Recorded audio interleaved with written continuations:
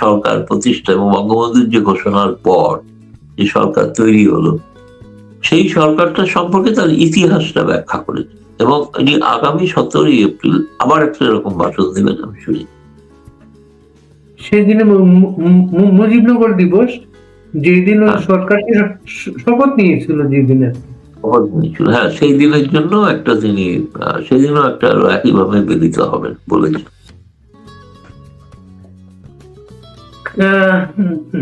তারেক রহমানের পররাষ্ট্র উপদেষ্টা হুমায়ুন কবির বাংলাদেশে এসে বলেছেন যে আইনগত প্রক্রিয়ার মাধ্যমে শেখ হাসিনাকে তারা নিয়ে যাবেন ভারত থেকে, এবং শেখ হাসিনাকে সন্ত্রাসী নেত্রী বলেছেন তিনি বলেছেন ভারতের মাটিতে বসে তিনি বাংলাদেশকে অস্থিতিশীল করতে পারবেন না।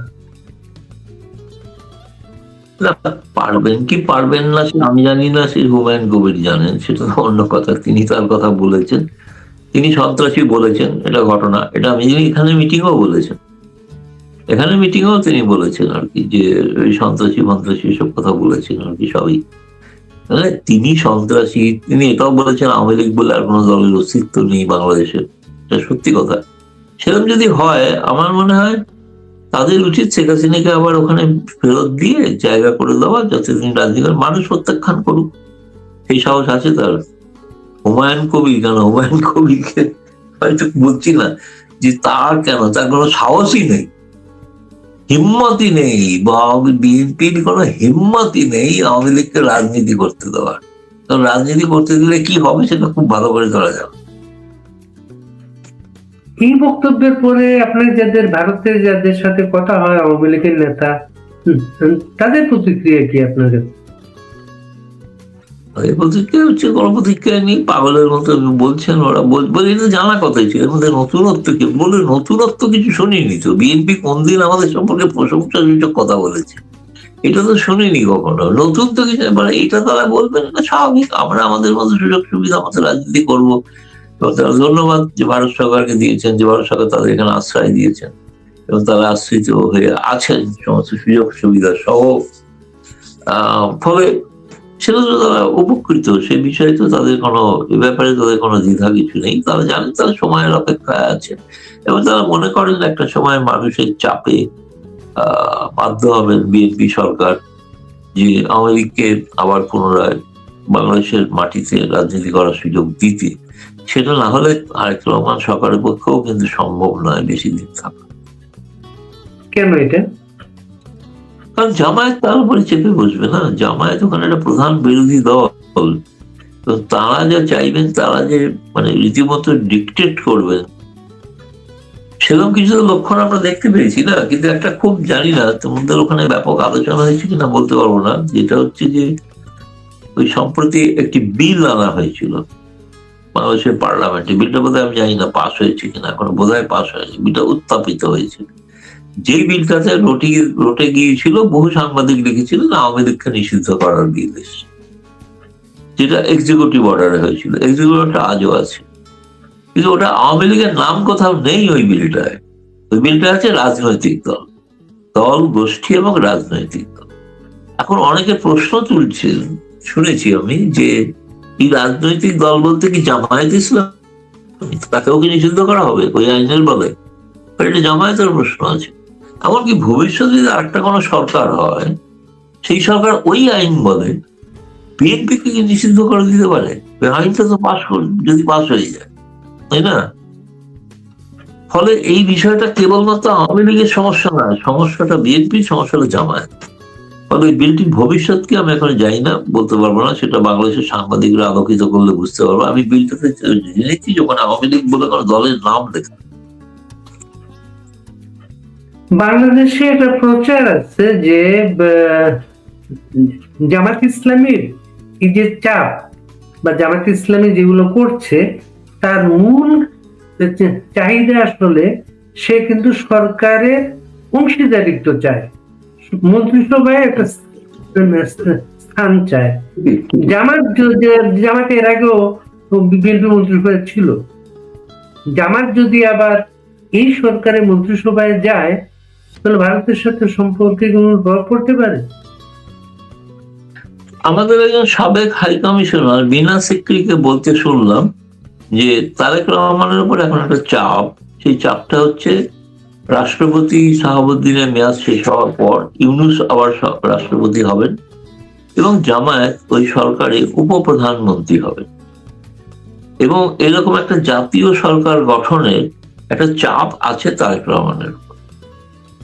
তো সেইটা আমি মানে আমাদের সাবেক হাই কমিশনার তিনি প্রকাশ্যে বলেছেন, তিনি কোনো মানে তিনি একটা টক শোতে বলছিলেন, আমি শুনেছি। তারপরে আমি তাকে জিজ্ঞেস করেছিলাম আপনার ভিত্তি কি, বলে ভিত্তির কিছু নেই, এটাই চায় জামায়াত।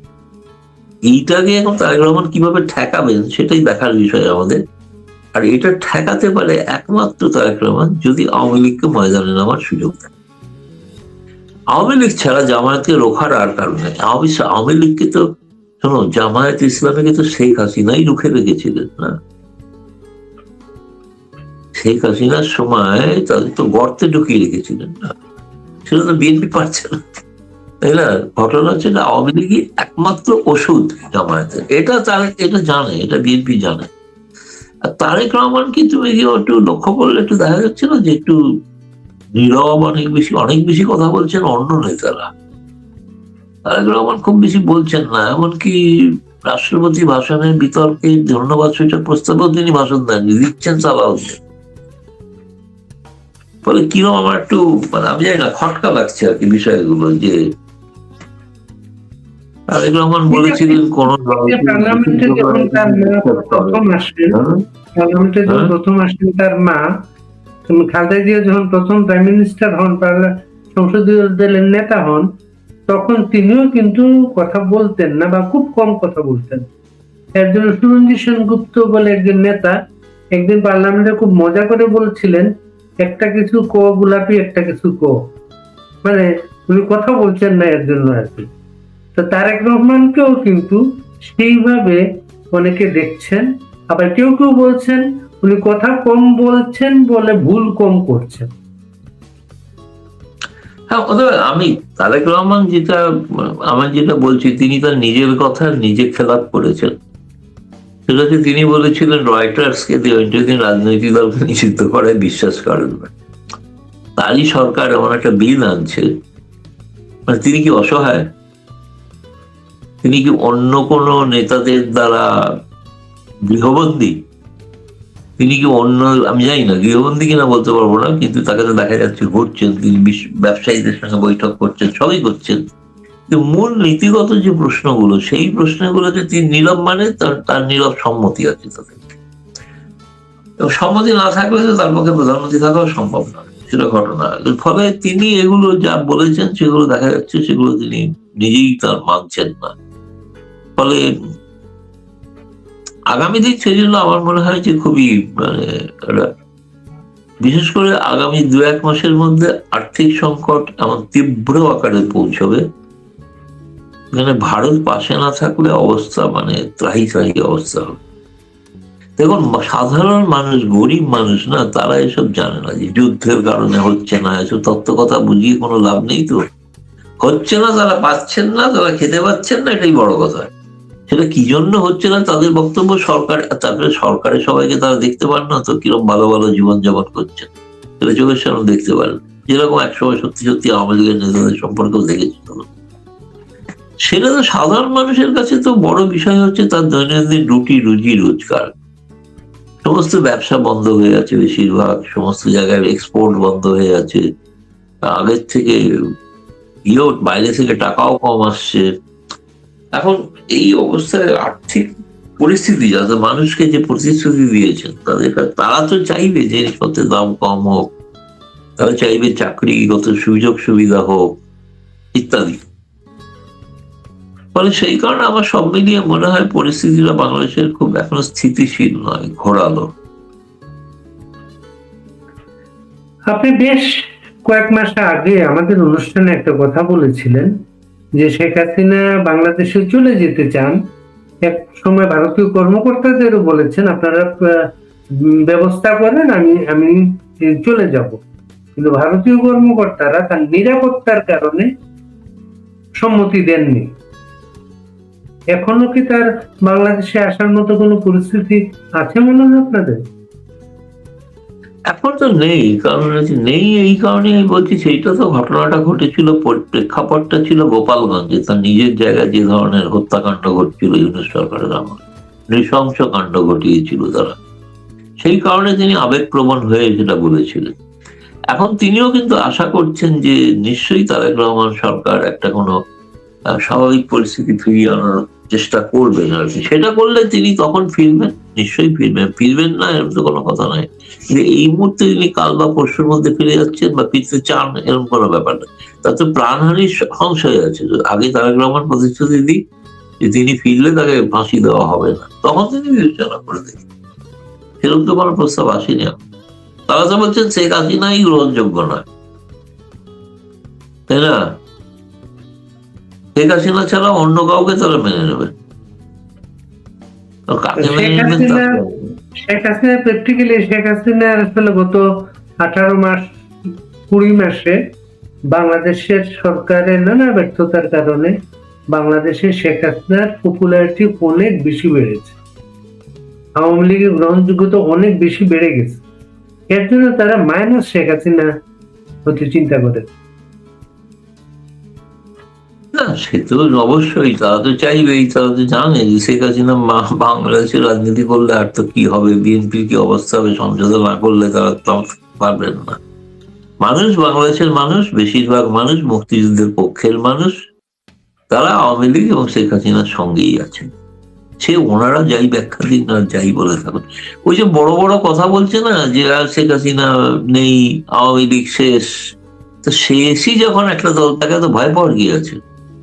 দেখে তো মনে হচ্ছে প্রতি মুহূর্তে সকাল বিকাল ভয় পাচ্ছে না, এই আওয়ামী লীগ এসে গেল, এই আওয়ামী লীগ এসে গেল, তাই না? সেটা তো নয় বাস্তব অবস্থা, এটা ঘটনা, তুমি যেটা বলেছো এটা ফ্যাক্ট। এখন আওয়ামী লীগের জনপ্রিয়তা তুঙ্গে, যদি কোনো ভোট হয় তাহলে আওয়ামী লীগ সাধারণভাবে যে ভোট পাবে সেই ভোট তারা জীবনে কখনো পায়নি। হয়তো শেখ হাসিনা, আওয়ামী লীগ মুজিবুর রহমান যেরকম ভোট পেয়েছিলেন সেরকম ভোট পেতে পারে। আরেকটা দাওয়ালে একটা ইন্টারভিউতে আওয়ামী লীগের একজন নেতা জাহাঙ্গীর কবির নানক, যিনি আপনাদের দিল্লি প্রেস ক্লাবে গিয়েছিলেন, তিনি বলেছেন আগামী ডিসেম্বরের মধ্যে শেখ হাসিনা দেশে ফিরবেন। আমি জানি না, এটা তার হয়তো অনুমান, তিনি হয়তো জানেন তিনি পার্টির শীর্ষ নেতা এবং তার সঙ্গে তো শেখ হাসিনার কথা হয়, ফলে তিনি হয়তো তার ভিত্তিতেই বলে থাকবেন আর কি যে ডিসেম্বরের মধ্যে হয়তো ফিরবেন। হয়তো তার ধারণা ডিসেম্বরের মধ্যেই সরকার আদৌ থাকবে কিনা সেটাও একটা সমস্যা আছে, সেসব কারণে হয়তো বলে থাকবেন। নিশ্চয়ই তার কাছে নির্দিষ্ট কোনো তথ্য আছে এবং তিনি শেখ হাসিনার অত্যন্ত ঘনিষ্ঠ একজন ব্যক্তি, ঘনিষ্ঠ নেতা, তার সঙ্গে শেখ হাসিনা পরামর্শ করেন নিয়মিত, তার উপর নির্ভর করেন। এবং আমি জানি যে তুমি যার কথা বলছো জাহাঙ্গীর কবির নানক, তিনি বাংলাদেশে তার তৃণমূল স্তরে প্রচুর কর্মীদের সঙ্গে নিয়মিত যোগাযোগ রাখছেন, এটাও আমি জানি। তার সম্পর্কে বাংলাদেশে যাই প্রচার হোক সেটা নয়, বাংলাদেশের মানুষ তাকে গ্রহণ করবে না এমন কোনো কথা নয়, তাকে গ্রহণ করতে পারে। এখন জানি না আমি শেষ পর্যন্ত কি হবে। তিনি যখন বলছেন শেখ হাসিনা ফিরবেন, নিশ্চয়ই তার কাছে সুনির্দিষ্ট কোনো তথ্য আছে, এই ভিত্তিতেই বলছেন। এবং আমার মনে হয় তিনি খুব সিরিয়াস নেতা, তিনি খুব বাজে কথা বলার লোক। আপনি কিন্তু সেই বৈঠকে যারা ছিলেন তাদের একজন, আপনি সেই বৈঠকের কোনো তথ্য আমরা এখন পর্যন্ত জানি না। কিন্তু কোন বৈঠকে? ওই যে যে বৈঠকটা গেল, গোপনে একজন ছবি তুললো, বাইরে চলে গেল ছবিটা। না, তাতে তো অন্য কিছু না, এটা সাধারণভাবে তারা ভারতের জাতীয় স্তরে সাংবাদিকদের সঙ্গে মিলিত হতে চেয়েছিলেন। তার মধ্যে আমিও ছিলাম, আমিও আমন্ত্রিত, এবং সেখানে 14-15 জন ছিল, আমি তো একা ছিলাম না, 14-15 জন ছিল। এবং তারা সকলেই তারা জানতে চাইছিল পরিস্থিতি কি। প্রথম তাদের সঙ্গে খোলাখুলি আলোচনা হলো, কেন সরকারের পতন হওয়ার কারণ কি, কিভাবে তারা ফিরতে পারেন, কি হবে তারা, এবং ভারত সরকার সম্পর্কে কি ভাবছেন বা আন্তর্জাতিক স্তরে কি অবস্থা, এইসব বিষয়ে আলাপচারিত হয়েছে। কোনো সুনির্দিষ্ট, তুমি যদি বলো কোনো একটা পার্টিকুলার কোনো ব্রেকিং নিউজ, এরকম কিছু ব্রেকিং নিউজ ছিল না। তাতে একটা মানে গোটা বিষয়টা সার্বিক পরিস্থিতি নিয়ে একটা মন্থন হয়েছিল আর কি ভারতীয় সাংবাদিকদের সঙ্গে। কোন সাংবাদিক কি ওই বৈঠকের পরে কিছু পাবলিশ করেছেন? কোন পাবলিশ করার তো কথা নয়। আমরা তো মানে এই ধরনের নেতাদের সঙ্গে যখন কথা বলি, যদি তারা বলেন যে এটা পাবলিশ করার কিছু নয়, আমরা তাকে সম্মান দিই। আমরা তো অসম্মানজনক কিছু করি না। এটা আমাদের ভারতীয় সাংবাদিকদের চিরাচরিত রীতি। তিনি যদি চাইতেন এটা প্রকাশ করুন, তাহলে প্রকাশ করতেন। তিনি যখন বলছেন এটা তো একটা মত বিনিময়, মানে ভারতীয় সাংবাদিকরা কি ভাবছেন সেটাও তাদের জানার উদ্দেশ্য ছিল। কেবলমাত্র তারা কি ভাবছেন সেটা নয়, এটা মত বিনিময় করছে ব্যাপার ছিল। আর না, সেটা নিউজ কোনো প্রকাশিত হয়েছে বলে আমার মনে হয় না। ওই যেটুকু প্রকাশিত হয়েছে সেটা বাংলাদেশের কিছু তৃতীয় শ্রেণীর সাংবাদিক করেছে, সেটা আমি জানি, কিন্তু ভারতে কিছু প্রচারিত হয়নি। সেখানে কোনো তথ্য নাই, ছবি তথ্য দেওয়ার বললাম তো, কোনো নিউজ যদি বলা এটা খবর, সেরকম কিছু ছিল না তো। 15 বছরের শাসন, কোথায় ব্যর্থতা, এগুলোর মধ্যে কোনো খবর নেই তো কিছু। এগুলো একটা আলাপ আলোচনার মাধ্যমে একটা বোঝা কি অবস্থা, তারা কিভাবে আছেন, কি করতে পারেন ভবিষ্যতে বলেছেন, তাদের বলেছেন মানুষের মধ্যে ফিরতে হবে। খবর যদি বলো ব্রেকিং নিউজ এইটাই যে তারা কিভাবে মানুষের মধ্যে আবার ফিরবেন, সেই তার রণনীতি স্ট্র্যাটেজি ভাবছেন। শেখ হাসিনা ভারতের সর্বদলীয় অতিথি এবং আওয়ামী লীগের সঙ্গে ভারতের জনগণের সম্পর্কটা একটা ঐতিহাসিক। এটার কোন ধরনের বিএনপি সরকারের সাথে সম্পর্ক উন্নয়নের চেষ্টা, এতে কোন ধরনের ওই সম্পর্কটা ওইখানে কোন ধরনের হেরফের দেখেন না? একরকম আছে বিষয়টা? না, আমি সেরকম দেখছি না। এটা ভারত তাদের সঙ্গে সম্পর্ক, যেহেতু সরকার নির্বাচিত হয়ে এসছে, তার সঙ্গে সম্পর্ক রাখাটা স্বাভাবিক। এখন নির্ভর করছে তারা কিভাবে সম্পর্ক রাখবেন তার উপরে। এবং তারা বাংলাদেশ প্রথম এসব বলে টলে, বাংলাদেশে কিসে প্রথম আমি তো জানি না, জঙ্গিবাদে প্রথম সেটা তো আমরা জানি, দেখেছি নিউজ যা করেছেন। সেগুলোকে তাদেরকে রক্ষা করতে হবে, বাঁচাতে হবে, কি করবেন সেটা তাদের ব্যাপার। কিন্তু না, এর সঙ্গে আওয়ামী লীগের সঙ্গে সম্পর্কটা অন্য, সেটা বিএনপির সঙ্গে কি সম্পর্ক হচ্ছে তার উপর নির্ভর করছে। এতটাই নির্ভর করছে না। ভারতের প্রশ্ন আছে অনেক, বিএনপির 14 না 15 জনের প্রতিনিধি দল চীনে গেলে, তাই না? ভারতে তো আসেননি। ভারতে হুমায়ুন কবির সেই কারণে এসে বিজেপি সভাপতির সঙ্গে দেখা করে একটা সৌজন্যমূলক কথা বললেন, একটা চিঠি দিলেন তারেক রহমানের, পাছে ভারত রেগে না যায়। কারণ বিএনপির লোকেরা তো চীনে যাচ্ছেন, পৌঁছে গেছেন তারা, তাই না? ফলে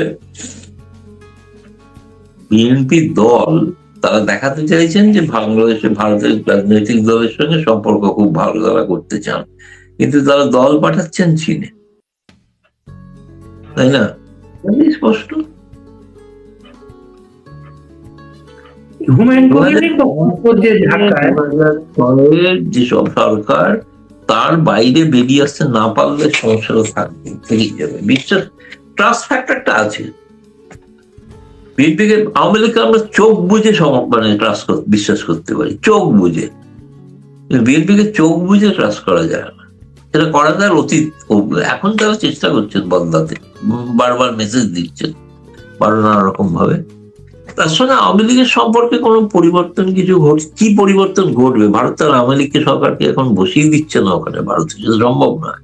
এখানে তাদের আশ্রয় দিয়েছেন, তারা আছেন, ভালোভাবেই আছেন, যথেষ্ট তাদের সবকিছু যাটুকু দরকার সেই দরকারটুকু তাদের ভারত সরকার সুযোগ সুবিধা দিচ্ছেন। সেটা তো বিএনপিকে তো স্পষ্ট বলা হয়েছে যে এটা ভারত সরকারের নীতি। ভারত সরকার কেউ বিপদে বললে তাকে আশ্রয় দেন, আপনারা বিপদে বললে আপনাদের আশ্রয় দিন। হুমায়ুন কবিরের যে বক্তব্যের টোন, যেটা আর কি ভারতে যাওয়ার আগে বলে যে হাসিনার মতো সম্পর্ক হবে না, বা ভারতের সাথে চোখে চোখ রেখে কথা বলা, এবার এসে বললেন যে সন্ত্রাসী হাসিনাকে যদি ভারতের মাটিতে বসে ইয়ে করে, এই টোনটা কি, যে উদ্যোগটা সম্পর্ক স্বাভাবিক করার, এটা কি একেবারে